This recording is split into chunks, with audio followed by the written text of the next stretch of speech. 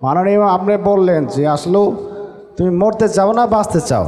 আসলে আমরা তো বাঁচতে চাই, দুনিয়া তো বাঁচতে চাই, পুরোকালে জান্নাত যেতে চাই, যেহেতু আমরা আল্লাহ খলিফা। তো আমরা কোন প্রক্রিয়াতে বাঁচতে পারবো? বাঁচতে চাইলে একটা সিদ্ধান্ত নিতে হবে।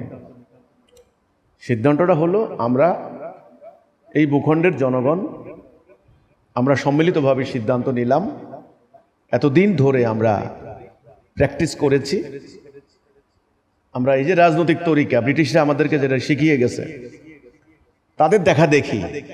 আমেরিকাতে দ্বিদলীয় গণতান্ত্রিক সিস্টেম বলা হয়, যে সেখানে রিপাবলিকান এবং ডেমোক্রেট।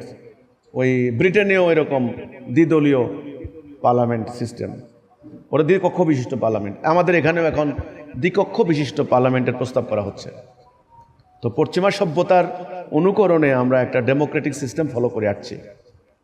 তো আমরা তো এতদিন ধরে প্র্যাকটিস করছি সুদ ভিত্তিক অর্থনীতি, সুদের কারবার, আমাদের ব্যাংক ব্যবস্থা, আমাদের এক্সপোর্ট ইম্পোর্ট সিস্টেম সুদের উপরে।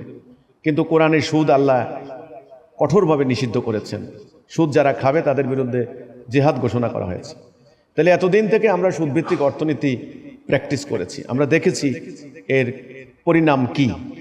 আমরা এতদিন কোর্ট কাছারিতে, আদালতে মানুষের তৈরি আইনের প্র্যাকটিস করেছি, যেটা ব্রিটিশরা প্রবর্তন করে দিয়ে গেছে। অথচ আমরা মুসলমানরা আল্লাহর বিধান, আল্লাহর আইন দ্বারা বিচার ফয়সালা করার কথা।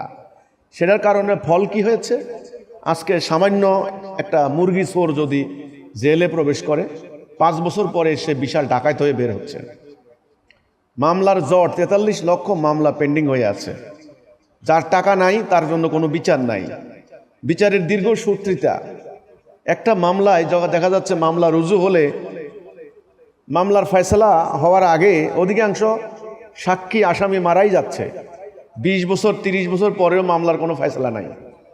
মামলা করতে গেলে বাদী বিবাদীর পকেট খালি হয়ে যাচ্ছে, নিঃস্ব হয়ে যাচ্ছে।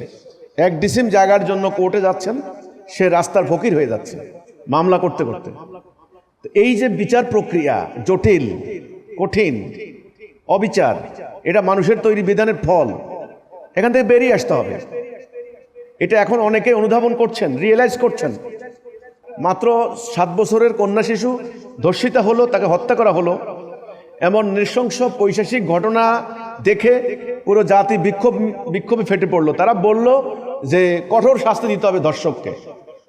এই যে এখন মধ্যযুগীয় কায়দায় ইট দিয়ে, পাথর দিয়ে থেতলিয়ে মানুষ হত্যা করে ফেলা হচ্ছে, কঠোর বিচার দাবি করছেন, কঠোর দৃষ্টান্তমূলক জনসমক্ষে দাবি করছেন। এটা আমার কথা না, এই লোকগুলা কিন্তু কোনো ইসলামী সংগঠনও করে না, জনগণ।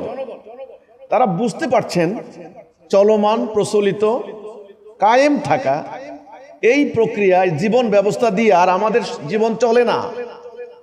এটার বিষময় ফল আমরা দেখেছি। এই রাজনৈতিক প্রক্রিয়া দিয়ে আর চলে না। এখানে যারা রাজনীতি করতে যাচ্ছে তারা ডাকাত হচ্ছে, কোটি কোটি টাকা পাচার করে নিয়ে যাচ্ছে। যেখানে 400টা বাড়ি এক একটা এমপির বিদেশে, টাকার কোনো হিসেব নাই। কাজে এখান থেকে বের হতে হবে। এই জন্য আমরা বলেছি বাঁচার, আপনি বললেন বাঁচার উপায় কি?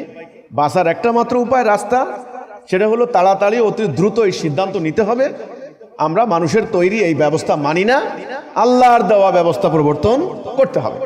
এটা হলো বাঁচার একটা মাত্র উপায়। তবে এর জন্য একটা প্রাইমারি অঙ্গীকার করতে হবে আল্লাহর সাথে, লা ইলাহা ইল্লাল্লাহ, অর্থাৎ আল্লাহর বিধান ছাড়া আমরা কারো বিধান মানি না, এই কথাটা ব্যাস। আল্লাহর বিধান যদি মানার অঙ্গীকার করেন তবে বাঁচতে পারবেন, নাইলে বাঁচার কোনো সম্ভাবনা নাই।